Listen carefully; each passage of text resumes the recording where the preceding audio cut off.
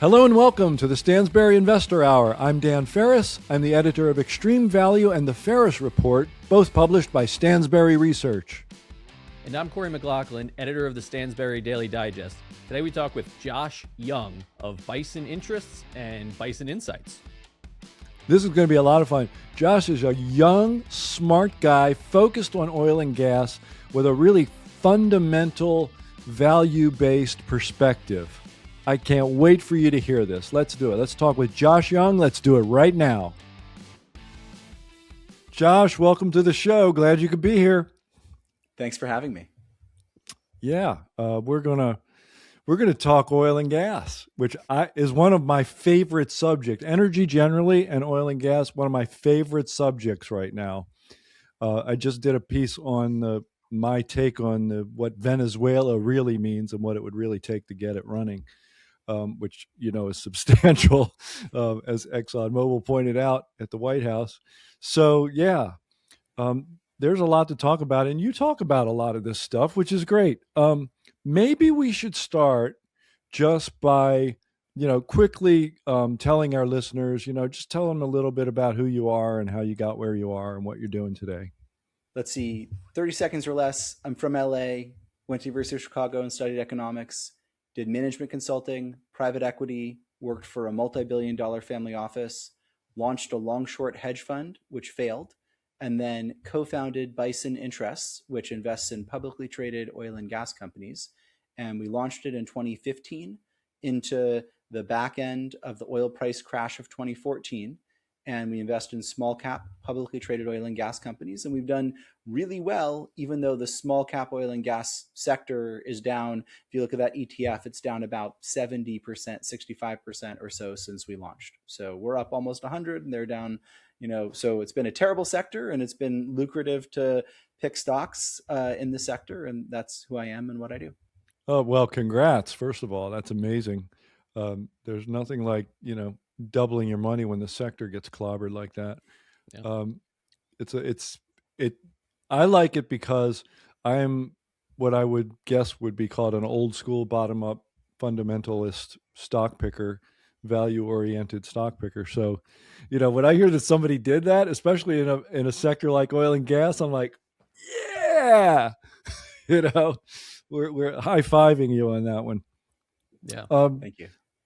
Let's talk a little bit about your, you put up a really nice presentation on X.com recently, and you talked about your macro view of energy right now. Energy has become a really interesting sector to me, partially because of the underperformance recently. When you, sit here today, January 2026, and look forward, what do you see just, in terms of like oil, gas, liquids, whatever else you have an opinion on? Sure. So we had one really good year for Bison. We were up almost 400%. And after that, people started asking me what my predictions were. I mean, we were down like 50% the year before. So it's not like this was some miracle or whatever. And people started asking me for my predictions about everything. And so I have it sort of over in the different part of the office, a little crystal ball. And so what I would do is I would just wave over the crystal ball and say, it's broken, it's not working. So, I think the fair caution into any sort of macro conversation is just there's this massive cone of uncertainty around the future. And yes, a man after my own heart. I something, I would have answered that. I would have started my answer to that question in the exact same way. I would have. And people who read my stuff every week know that. I can vouch for that for sure. Yeah, sounded like something Dan would write. I've always been looking for someone with the crystal ball. I finally found somebody. That's right. And it doesn't work. Yeah, sorry, it's broken. Yeah.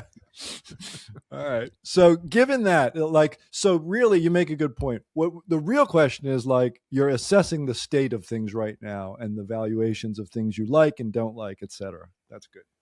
Okay. Yeah, no, of course. And again, I just wanted to throw that out there. So I am wearing a tanker tie. And I've started wearing ties recently. I feel like it sort of adds a little bit of seriousness to these topics, which are quite interesting and serious. And so I do think that there's elevated oil geopolitical risk here. And so we're starting to see it priced in on the larger oil and gas stocks. And the technical analysts I talk to, they're talking about there being sort of breakouts in the sector, and the prices of some of the largest producers and integrateds are at very high levels. And so, at least relative to where they've been, anytime oil has been anywhere close to where it's at right now. And so, that makes me very uninterested in those particular companies, because in commodities, the easiest way to lose money is to get excited about the technicals and to buy companies at premiums to their intrinsic value because people like them or because the stock chart says go up. And then it's amazing how people come up with these narratives around these companies when their stocks are up about how they're fantastic or good management or good at whatever, when the reality is that a lot of them have destroyed a lot of value over time, and at best are sort of managed in sort of a mixed positive attributes and negative attributes way. So I'd say there's a lot of risk in the sector. Okay. Let me ask you this. What do you make of the idea that if, and this is an enormous if the Trump administration really does move the needle on those legal and commercial frameworks that Darren Woods, Exxon CEO, cited at the White House that are, make the country uninvestable, if the Trump administration really did move the needle on those on the legal and commercial framework for producing hydrocarbons in Venezuela, I mean, given what's needed, like, don't the majors have a significant advantage simply because they can put 10 or 20 billion to work in a place like that over, a couple of years or something? No?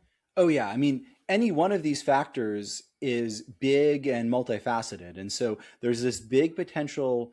The real prize there for the producers would be resource capture. It's that there's billions of barrels that could be secured where they could potentially get a portion of the economics from those billions of barrels by saying the right things and doing the right things with the Trump administration and whomever ends up in power down in Venezuela.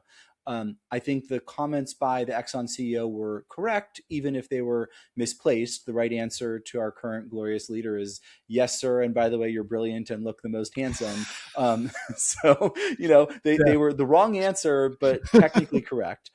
But the bigger problem is if you're Exxon and you just spent $40 billion buying Pioneer in West Texas, or you're Chevron and you just spent 40 or whatever $billion buying Hess and Guyana and in the North Dakota Bakken.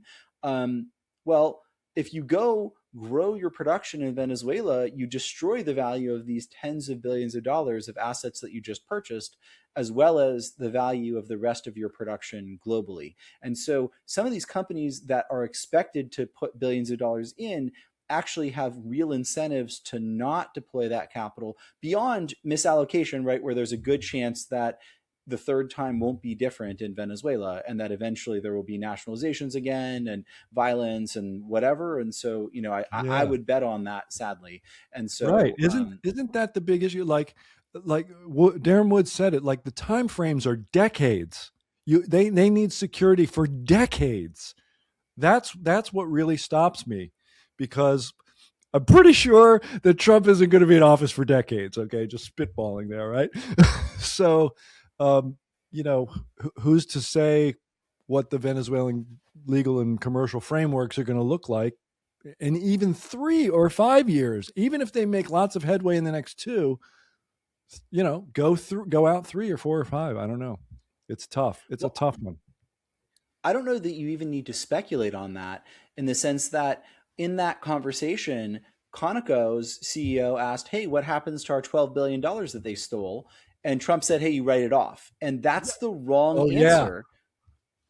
It's, it just gets back to like the economic miracle of Western civilization, right? We were agrarian farmers, right? We were in a very low tech situation with very low trust. And then essentially I forget what they call it, the enclosure laws or whatever in England, and then sort of similar rules where private property was was imbued upon people and property rights were protected, that's the start. It wasn't the Industrial Revolution, it was private property that drove our prosperity and our technology miracles that we were enjoying as we talk virtually through electrons and plugs and all kinds of magical stuff. Do you So know an if you don't economist have property rights, sorry, go called ahead. De Soto? Do you know an economist called Hernando De Soto? He's got 2 books on Uh, that very subject. You sound just like him. Anyway, go ahead. Sorry. Yeah, Yeah, no, it's okay. So, without private property rights, there's no starting point. So, why would you, as a exactly. CEO of Exxon or Shell or whatever, put new money to start a new operation? And if you're Chevron, you've played the political game to the point where you were getting to produce and sell oil even in the context of sanctions. And so, yeah, Yep. you put more money in, but you're just reinvesting money you've been getting out. Um, the other companies, I see real risks and uncertainties. So I'm not too worried about more oil production growth from Venezuela Yeah. anytime soon. It's not really in the context that I'm not for now. I see that as very low probability and almost not Okay. relevant for my investing time frame.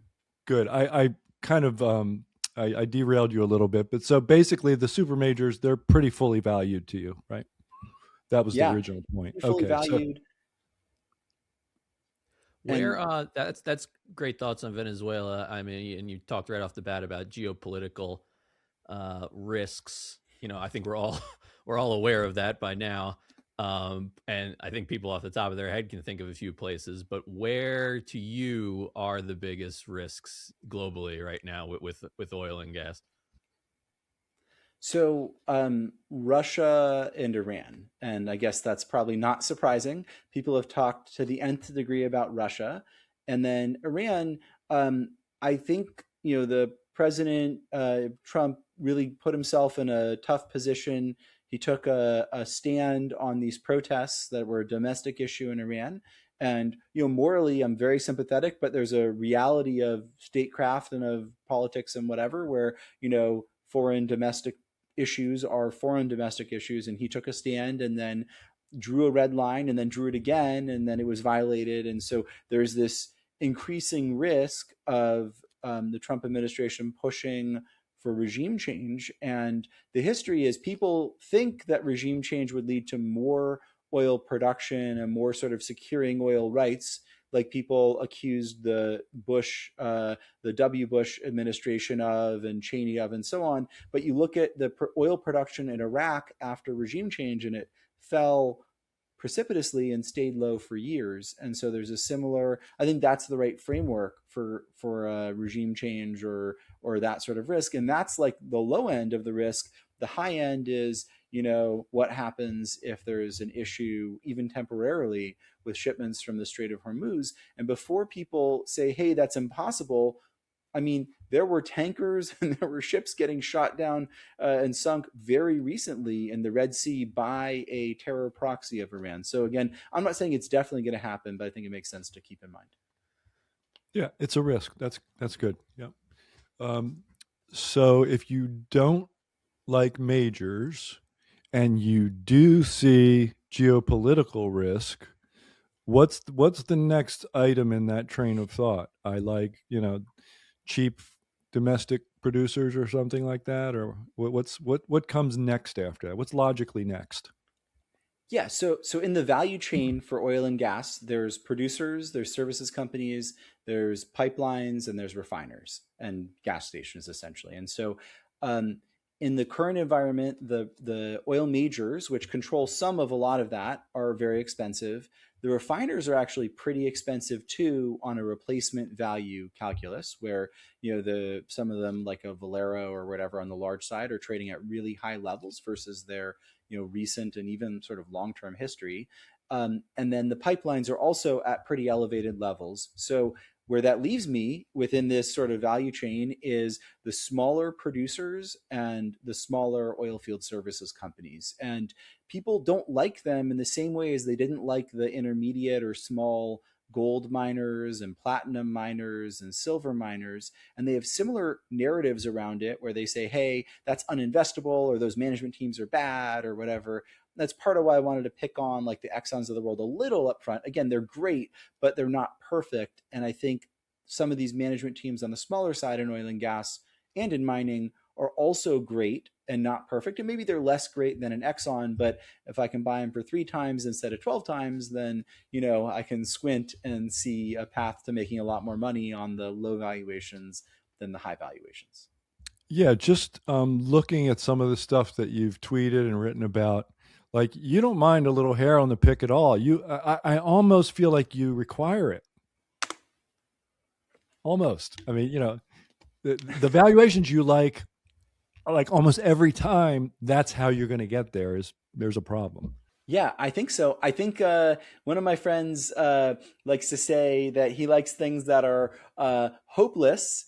And then when they go from hopeless to just in really bad shape, that the valuation move there is astronomical. And then when they go from really bad shape to, looking pretty decent, that's the point where he gets out and, you can get your 10X or whatever on some of these things just from that move from looking real bad to looking less bad. And again, I'm not that interested in doing bankruptcy restructurings or other sort of esoteric things like that. What I like so much about some of these smaller cap oil and gas producers and services companies is I don't need to go that extreme. I can find companies that actually aren't that bad, but they're treated as if they're gone or they're about to go bankrupt from a valuation perspective. And so, especially in the context of some of the valuations on some of these larger companies. Right. You are a value oriented. You're a classic value oriented commodity guy. Like there's not many of you left, to be quite frank. You're kind of dying breed is not unfair. That was right? actually the intent.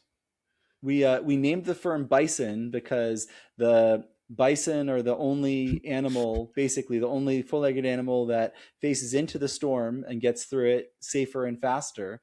The others run away. And when we launched it, there was something like was nearly hunted to extinction. Yes, that's right. That's right. And they're back. And they're back. There's a lot. Yeah, baby. That's right. Yeah. That was before we get too much more into it. What stood out to you? Why be a bison? What stood out? Why oil and gas after your early career? Just how'd you decide, settle in this area? So I like the people a lot. I think that there's a lot of really interesting, hardworking, innovative people in oil and gas. And I think that there's people like that in every sector, pretty much. But I think that the people that are like that in oil and gas are materially undervalued and arguably even disrespected. And so I love this idea of finding brilliant, innovative managers or technologists or whatever in oil and gas and getting to bet on them and getting to pay a tiny fraction of the valuation I'd have to pay to bet on similar people in other sectors. So that was I think the big thing. And then also after 2014, everyone got destroyed. It was wild. I mean, you look at the big stocks fell, the small ones collapsed, many bankruptcies, many funds out of business, private equity funds out of business, public equity funds closing. It was crazy. And so you had this mess and you had this sector that was still, even in the boom times in the early 2010s, it was still not very respected. People still felt like it was going away. And so you could see valuations that were really distressed versus where they had been even, a couple of years earlier. And then also clear paths to valuation recoveries through either value creation or just value realization. And there were many, many special situations that were available. The thing I had been doing prior to launching Bison, other than blowing up a long short fund, I'm not good at shorting stocks. I should not do that. And dude, nobody is. Yeah. Timing's hard there. Yeah. So other than that, I was doing these one-off sort of co-investment type special situations where I'd find a company that was getting sued, but they were going to win the lawsuit and the stock was down 60% and it was going to go in 10x on the backside. And that one worked really well. Convertible debt type deals, various other sort of like off the run special situations. And the idea was to take a portfolio approach rather than do this on a one-off basis and buy a whole set of these with different risk factors and different return drivers, all with the risk ultimately of commodity prices of oil and gas and natural gas liquids and day rates for rigs and volumes for pipelines, and to sort of build a portfolio like that. And it's worked really well in terms of the relative performance they've been able to achieve versus the oil and gas indexes, especially versus the small cap index that we're very exposed to. So it's worked really well so far, and that's sort of the thought process on sort of finding these off the run things. And the nice part is, I mean, you want to always get everything right, but if you're going to make mistakes, you might as well be making mistakes on things that can 10x versus making mistakes on things that you're betting on a 20% or 30% sort of return. Absolutely. I mean, as asymmetric as possible, right? Like that seems like such a basic thing. I'm surprised more people don't embrace it. I'm surprised there aren't more people scouring through this stuff that you look at, looking for the undervalued stuff that, nobody else knows about. I feel like to a certain extent, the value investors did sort of arbitrage out a lot of the nets and the Graham and Dodd type metrics.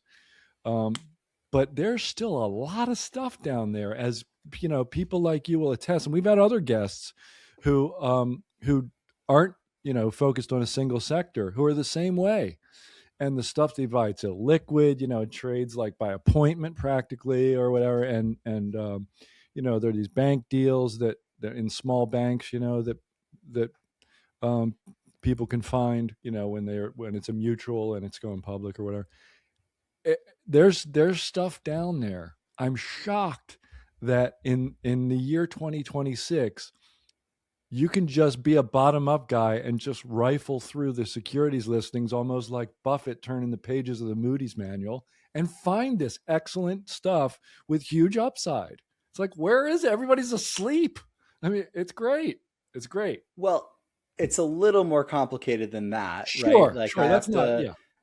have made mistakes for 20 years to get to this, and nobody's it's the you're the compounded result of all the risks and mistakes and successes that you have in your life. And then the big part that immediately came to mind was that a lot of the ideas that we've had that have worked really well have been through getting to know new technologies, getting to know people, getting to understand sort of development patterns and sort of where to look, because a number of the things that I'll buy are hated, and sometimes if I talk about them publicly, they get more hated.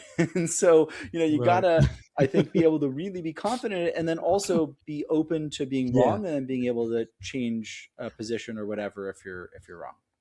Josh, you mentioned every time you talk, I feel like I have 5 new questions. So I'm just going to pick one. You mentioned technology. I'm glad you brought that up. How much, and if the answer to this is I don't know, that's totally cool. But how much of the decline in rig count do you think is attributable to technological advancements? I mean, I just read the other day, like they're drilling laterals that are like 6 miles long. Somebody drilled. I mean, and I know like some people, I think it might have been Exxon Pioneer. Somebody said, yeah, they did that acquisition because the land pieces fit together like this and you can drill across longer laterals. So, and there's potential for other acquisitions to do the same thing. Do you have a sense of how much of the decline in rig count is attributable to this? Yeah. So it's a little complicated because U.S. oil shale was growing by about 1 million barrels a day every year for the last 15 years. And so the U.S. represented the incremental, especially when you include natural gas liquids, the U.S. represented more than 100% of the non-OPEC oil and liquids production growth globally. So other places were shrinking and we were growing by enough to offset that and grow to be able to grow global oil production to adequately supply the market for the last 15 years. Well, amazing. At the current pace, That has now changed and we are in decline. And last year, we did not grow 1 million barrels a day. And so the right question, I think, is what's the right number of rigs to be able to actually keep production flat in the US? And then how much does production actually need to grow in the US, not necessarily this year or next year, but over the next 10 years? Do we need 1 million barrels a day of growth in the US again, or do we need 500,000, or do we need none? And so I know it sounds like a funny way to answer a question about a 4 mile versus 6 mile lateral, but you start with where you need to go, and then you say, okay, well, where are we? And we're not there, in my view. I think we need to grow by about 500,000 barrels a day, including natural gas liquids, every year in the next decade. And we're just not anywhere close. And there's this problem, which is that the best wells have already been drilled in shale in North America. The best wells by far already gone. The next best wells are almost all gone, and you're seeing a lot of evidence of it. So the best wells were getting drilled by EOG and by Concho and by Occidental Petroleum. And so Concho got bought, and Conoco is sort of running out of those best locations. They might have already run out a while ago. Devon has been buying a bunch of other fields, indicative of a rapid diminishment of these. When you can drill a 10,000 or 5,000 barrel a day oil well in West Texas or Southeast New Mexico, you literally do nothing else other than that, because why would you? EOG too, right? Like they've drilled so many wells, and then they just went and bought this giant field in Eastern Ohio, which again is indicative of depletion. So there's a lot of data supporting that story. The well productivity on a per foot basis has collapsed over the last 5 years. No one talks about this, both on oil and natural gas. We studied it. We looked at every well. And if you look in aggregate at the total number of wells drilled and then the total change in natural gas production from those wells, you can see on a per well basis. So on a per well per foot basis, productivity is down a lot. So they're offsetting that by drilling longer laterals and by completing more efficiently. But there's this game, they call it the Red Queen effect, essentially. And it is kicking in, and that's where I think it is really exciting, not just the stock picking aspect of the sector, but I think there's some tailwinds here that people they get excited about one or two aspects of it and sort of miss the bigger picture, I think, of what's really going on. Yeah, okay. So I think the answer to my question is it's complicated. As you started out saying it's complicated, and you weren't kidding. So I'm curious. You just mentioned there at the end the tailwinds. Given that, I mean, I think some people would hear we're not growing production anymore and take that as a bad thing. What tailwinds are you talking about here? So the easy way to frame this, because as we're talking, it's just on the tail end of a big winter storm that sent natural gas prices skyrocketing. And natural gas prices went up a lot in the short term, right? The cash price, I think I saw some folks sold some of their gas for a day for $50 an MCF. And the normal price is maybe $3 to $5 an MCF. The spot price right now, sort of going into February, is about $3.80 an MCF. And they were able to sell, the next forward month, was about $3.80, and they were able to sell for $50. So why'd that happen? Well, demand was up because of the storm, but also supply was down because about 10% of US production was knocked offline, maybe closer to 20% was knocked offline. So as a commodity producer, if everyone can knock their production off by 10%, you can get 100 times or 10 times the price, at least for a short amount of time. I mean, this is why OPEC, they'll say why they exist, and I have their like little OPEC plastic thing. I got to go visit, meet the Secretary General and all these other folks there, and it was pretty cool about a year ago. But they exist because it turns out if you produce just a little less as a set of producers, you can get a much, much higher price. So I think that's the right context. But then demand is growing. This is the part that's so strange. Oil demand has grown over the last 40 years by about 1% a year, every year other than COVID or 2008 financial crisis. And so even in like some of the bad recessions in the late 70s or late 80s, demand still grew globally.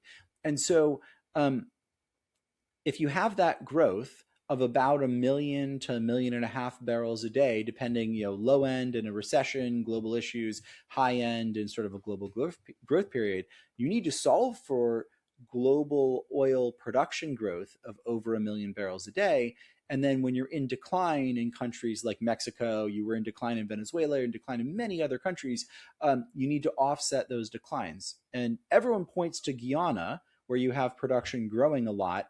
But Guyana, despite all the headlines and all the excitement, they're just now getting close to 1 million barrels a day. And I don't remember exactly if they're at 950 or 1.05 or whatever, but they're just getting there now, despite, what is it, multi tens of billions of dollar deal that Chevron and Exxon fought over, and who knows how many headlines and front pages in the Wall Street Journal and so on. And that's 1 year of production growth, and that barely offsets declines in various other countries, even just in their immediate vicinity.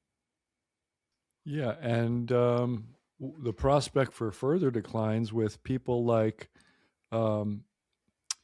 Harold Hamm, for the first time in 33 years, no drills turning in the Bakken. I mean, the guy invented the Bakken, you could say, you know what I'm saying?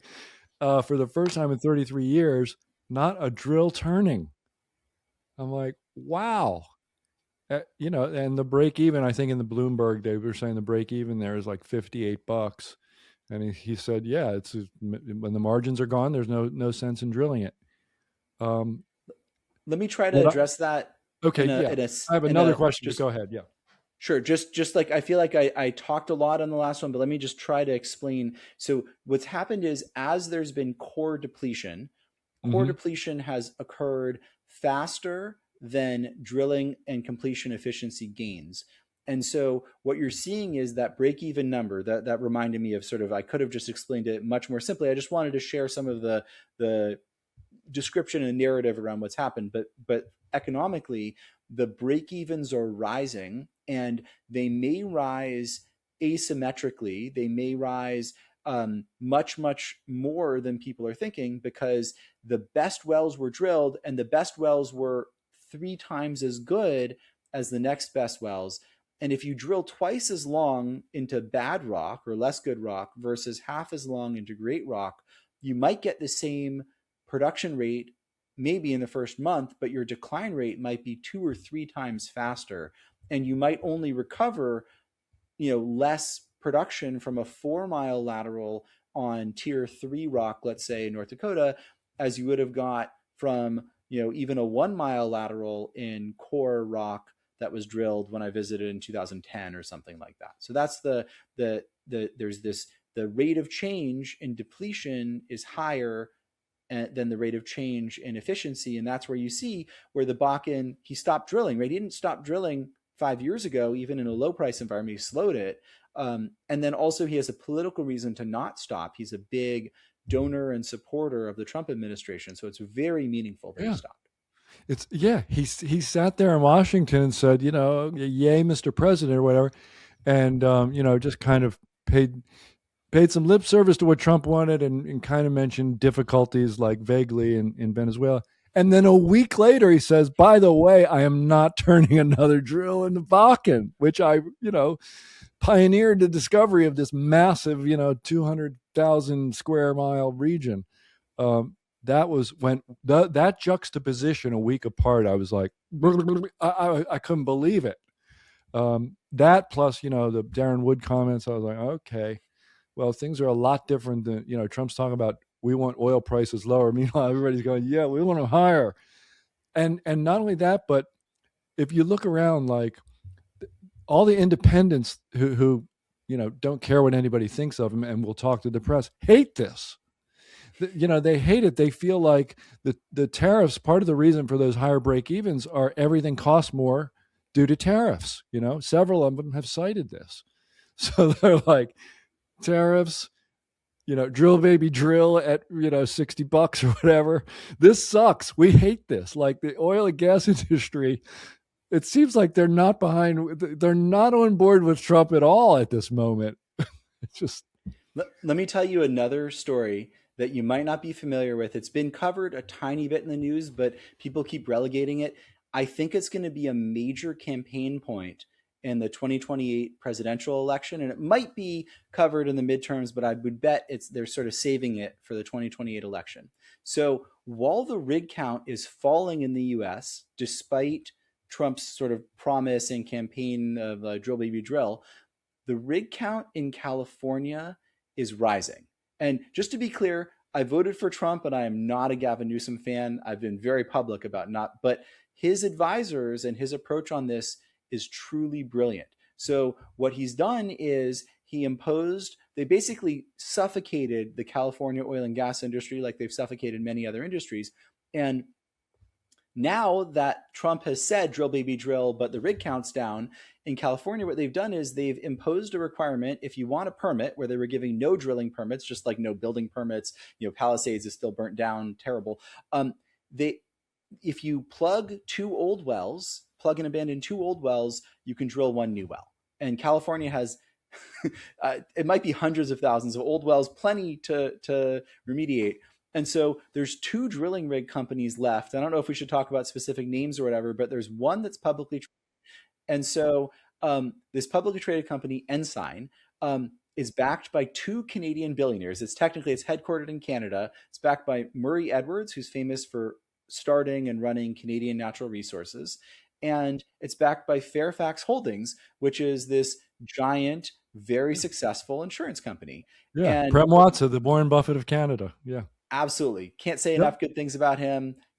Really fantastic. So they're the 2 biggest holders. They own, I think, in aggregate over 50%, but it's like right around 50%. They put in money sort of recently. And so you have this drilling rig company. Drilling rigs are hated. And people are more gravitating to offshore rigs. There's a better story there. There's more of sort of a bright future there. But you have Ensign, which is the only public company with exposure to drilling rigs in California, right?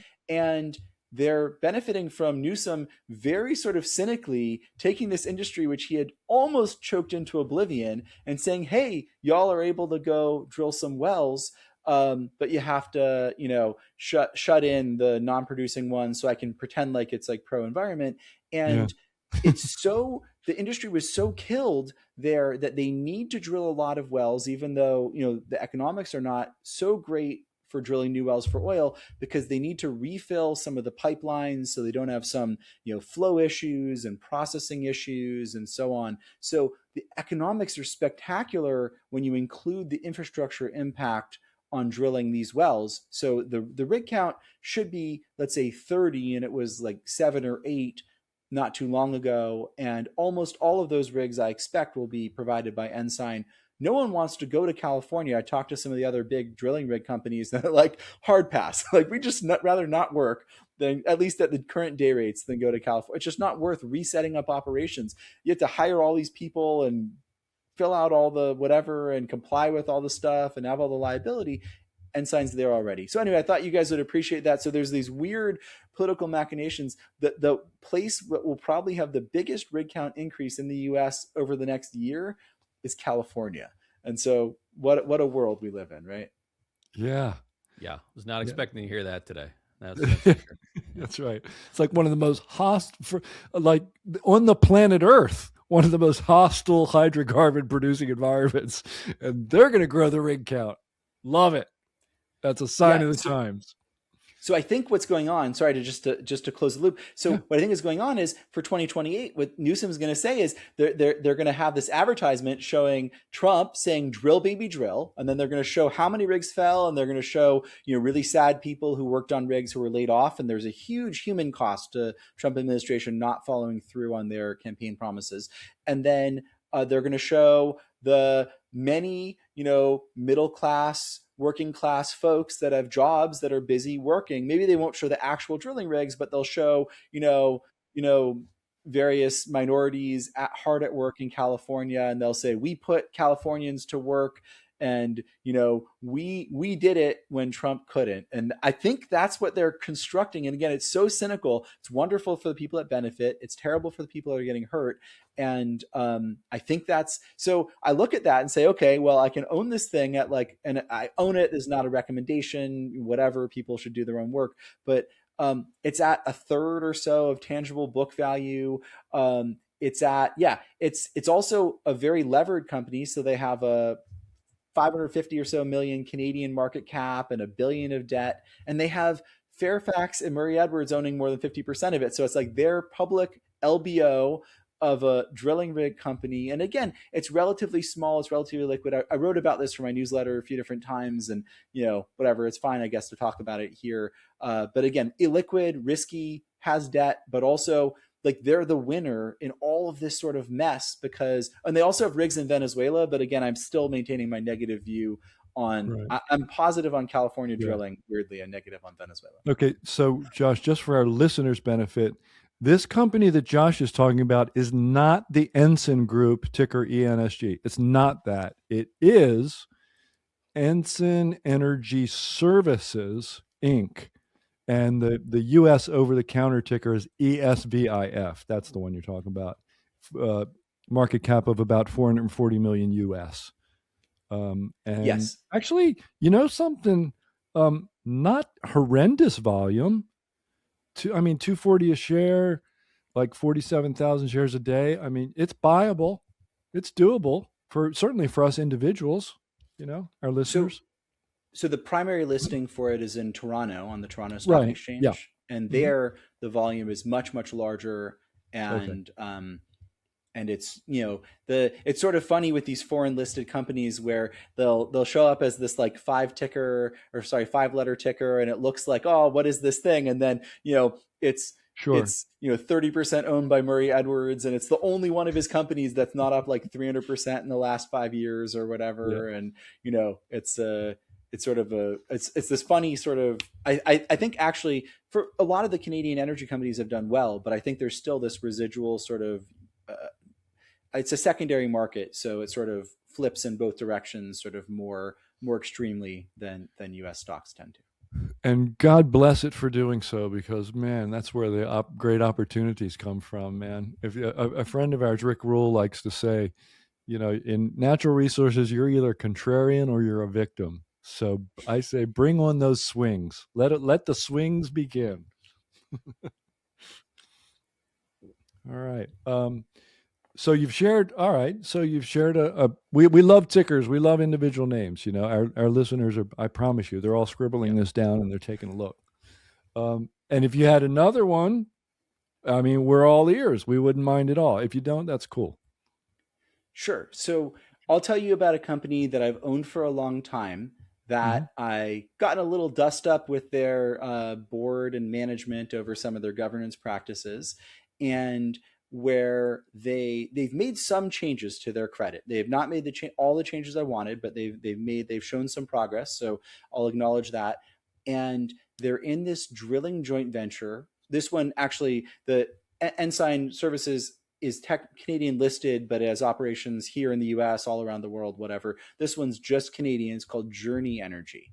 And I have talked about this before, but the thing that's changed here is that they're in this drilling joint venture that's drilling some of the biggest wells in North America at the time where a lot of these shale wells here in the US and in Canada are degrading. And so it's this sort of newish, it's not a new discovery, but the folks that are operating their joint venture are brilliant, and they're in their 5th go around in a public company, and their past 4 were really successful. And so the results are so spectacular that when I started seeing them last year, I bought a lot more stock, wrote about it also for my newsletter. And, I think it's worth looking at, because the stock has done well in the last year. It's done poorly over the last few years. And I think it's just getting dragged. If the wells continue to do how they look like they're doing, where they just keep getting better every year, and that's their partner's expertise, it could get dragged way higher. And then also, because it's a non-op participant in this joint venture with these guys who are spectacular, I think those guys are trying to buy them. And there's at least one other company where it'd be very obvious for them to buy this company, or at least this asset. And it's so rare to have assets like this that are really undeveloped, that have lots of upside, and that are actually getting better in North American shale. Again, almost all of them I'm bullish, because almost all of them are degrading. And here's this one that's getting 20% better a year over the last few years. That's cool. So Journey Energy, JOY in Toronto. I want to back up to a macro point. Um, we have declining rig counts. Obviously, oil prices are down. How fast? Like you characterize on your x.com, your Twitter feed. You characterize this as a setup, a nice setup. So obviously, we're looking for the price to bottom somewhere. Um, but you don't even have to tell me that. I know you can't predict that. Nobody can predict these things.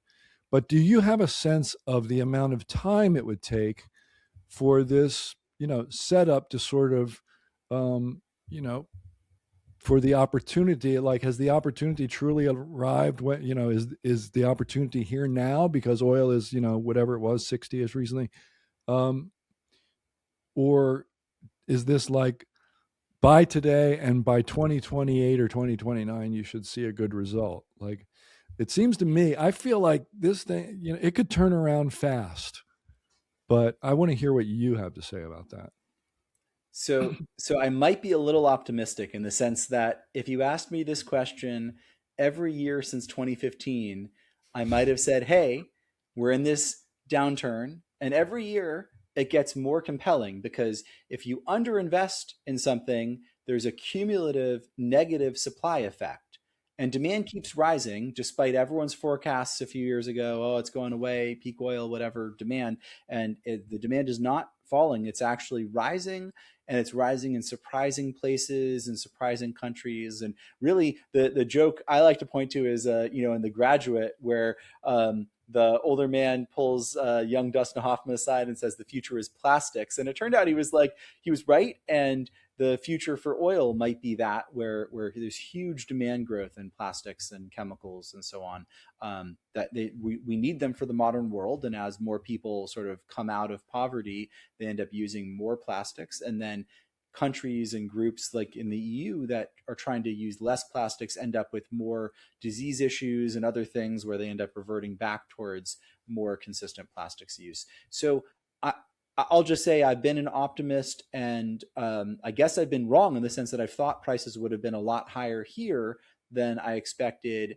And I would just point to, hey, the longer it takes, the higher it's going to go, and the longer it should stay higher, the more backfill on exploration, delineation, and development that you're going to need. And when people don't believe that, now it's easy because I can just say, hey, look at silver, right? It went from everyone hated it, and now they might still hate it, but it's up 5x, and the miners or are even copper. Yeah, that's right. Yeah. That's exactly right. The more the supply situation deteriorates, kind of the worse it gets, and then the more ballistic the price response can be. Actually, and go ahead. You threw in one thing there that I just want to comment on. This might make all your listeners hate this, and that's fine. I'll take the hate. I'm not a universal commodity bull, and I try to look for indicators of where I could be wrong. I was pretty bullish copper because the Graysburg mine went down, and there's all kinds of other issues, and there's this great narrative. But China's been a large seller of copper as they've been a large buyer of oil. And the narrative has been that China is this big incremental consumer of copper for various electronics as well as for electric vehicles and the grid and so on. And I don't know for sure that this means that the copper thesis is wrong and won't work, but when I look at it and I think about where I want to bet, the history has been for this commodities boom and the last one that you basically bet on the things that China is buying and you sell the things that China is not buying. And China, is not, they're selling their physical supplies. There was in a Bloomberg article recently, they're selling their physical supplies of copper, and they just keep building more and more oil storage, and they just keep buying more and more oil. So between the two, and just to contrast it, especially in this context of some of these other commodities going crazy, I'm much less optimistic on copper. Okay, noted. Yeah, I get that. I think there's been a lot of. I would say personally, I think there was a lot of supply damage because basically, um, you know, new discoveries in a way, if you look at data for new discoveries in copper, like year after year after year, up to in the decades up to the peak of the housing bubble, 2006, there's like discoveries every single year. Since then, fewer discoveries on average, and some years with none at all. And then you have of course, Friedland is talking his book, Robert Friedland, but he keeps reminding us, just normal global growth is going to take like, 8 of the largest copper mine in the world, and we don't have 8 of them. So I like copper longer term, but I hear what you're saying. It's and that's why we have people like you on. Like you're much more focused on what looks attractive this year, and maybe even this quarter. I don't know, but than I am. So gosh, you've given us 2 tickers, yay, and lots of good stuff, lots of good macro stuff. I think it's time for our final question. I mean, this is the perfect moment. After all that you've told us, it's the same final question for every guest, by the way. It's the identical question, even when we have a non-financial guest, which we used to do every now and then. Same identical question. And it's just for our listeners' benefit. If you could tell them just like one takeaway or one thing, if you could just leave them with one thought today, what would you like that to be? And if you've already said it, feel free to repeat it. It's fine. I think the thing that people should take away is that, in the same way as Dan, you just walked through really eloquently the bull case for copper in terms of fewer discoveries and in terms of the likely growing demand. There's a similar story for oil, and the longer that oil prices stay low, the higher they're likely to go. And there are some great ways to express that view without getting destroyed if oil prices don't rise this year or next year, and if it does end up being, let's say, a 2028 or 2029 bet. So that'd be my takeaway from this, that if someone's listening and the one thing they hear is just, hey, there's this promising future for oil demand and questionable future for oil supply, which makes it very interesting and promising, I think, for years ahead. Excellent. I love that answer. Love it. And thanks for being here, Josh. I had a ball talking with you, I have to say. Thank you very much. I really appreciate it. If people want to find more of your work, where can they find it?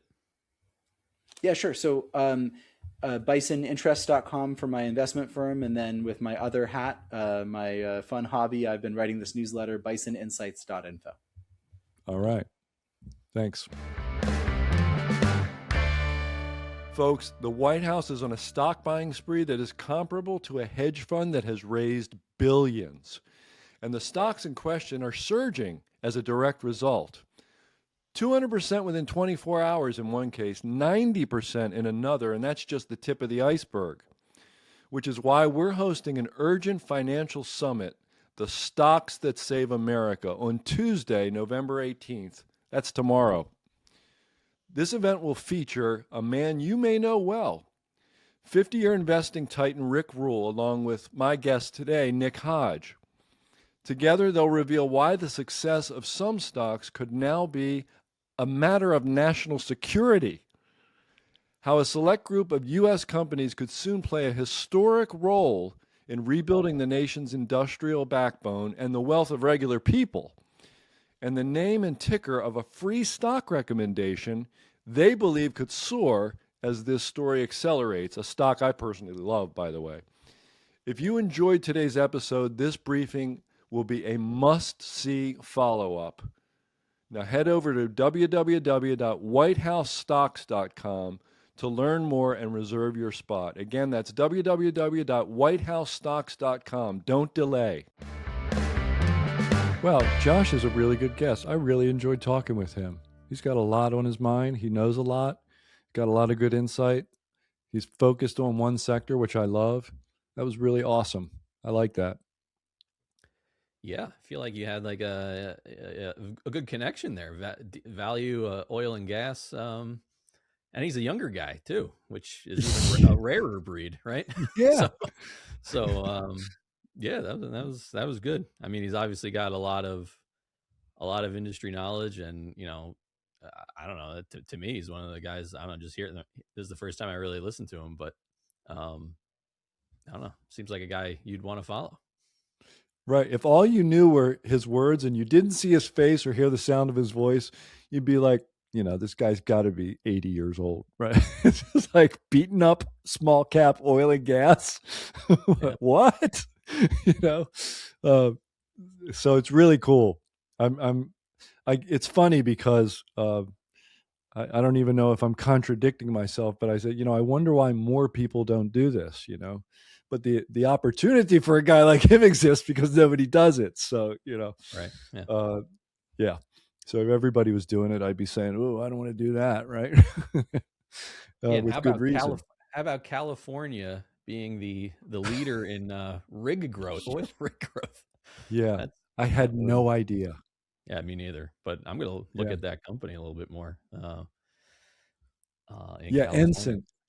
Ensign Energy Services. Yeah, that one that was very interesting to me too.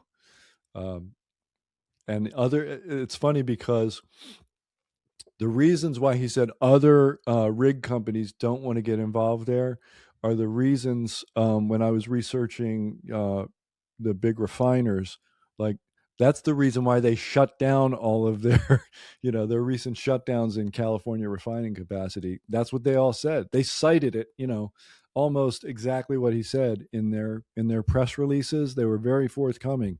We can't do business here. It's not worth it. There's too many regulations. We're out of here. And yet Ensign sees that as, it's part of the opportunity. And that happens, right? It gets bad enough eventually that everybody's gone and one person gets to seize the opportunity. So it makes sense in that sort of bizarre contrarian commodity way, doesn't it? It's cool. It does. Very bizarre. They're the last man standing there, and so, or only man standing, sounds like. So, yeah. So that was a fun conversation and a fun episode of the Stansberry Investor Hour. I hope you enjoyed it as much as we really, truly did. Opinions expressed on this program are solely those of the contributor and do not necessarily reflect the opinions of Stansberry Research, its parent company, or affiliates.